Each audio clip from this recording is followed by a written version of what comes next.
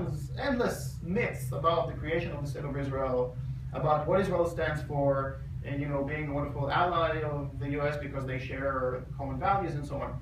Actually, I was being quite fair to Israel when I described it the way I did a moment ago.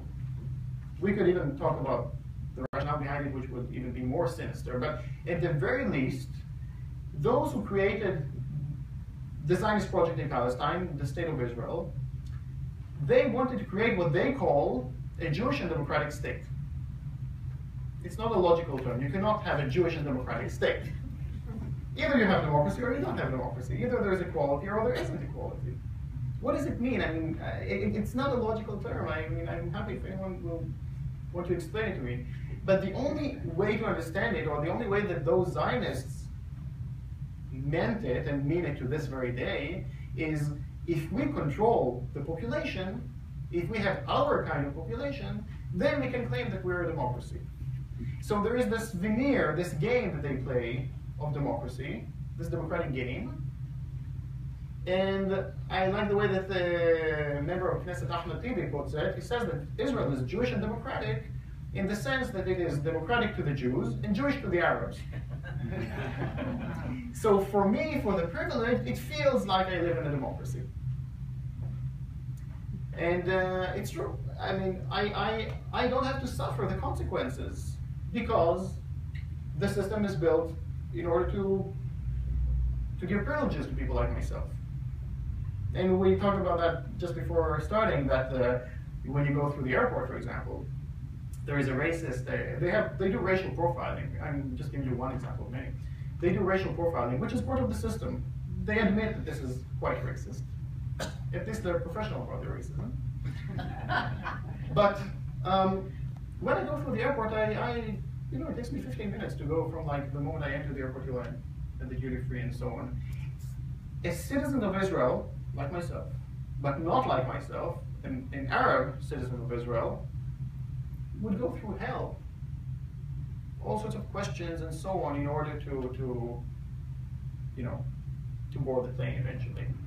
I'm not even mentioning the others, the Palestinians who are citizens of the US, who have to undergo very long interrogation when they come in, many times denied entry and so on, simply because they are not of the correct ethnic group. They are of that ethnic group that is not the wanted one in Israel.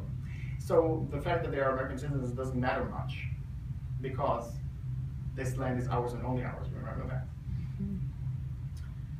So basically I said that I'm a privileged Israeli Jew. To prove it, I can prove it, it's quite easy actually. Internally, in Israel, my Israeli ID, here in the US you haven't got these, but in Israel we each have an Israeli ID. It says nationality, Jewish. My neighbor in Jaffa, who is Palestinian, their nationality would be nationality Arab. In total you have four different nationalities internally in Israel for its own citizens. One is Jewish, Arab, Circassian, and Druze. None of which are nationalities, if any, they are religions. And this is done in order to say, yes, we have Israeli citizens, they are supposed to be equal because this is the democracy we live in, but there are those laws that were put in place since the very foundation of the State of Israel, which make sure that they will discriminate, that we don't get the same rights.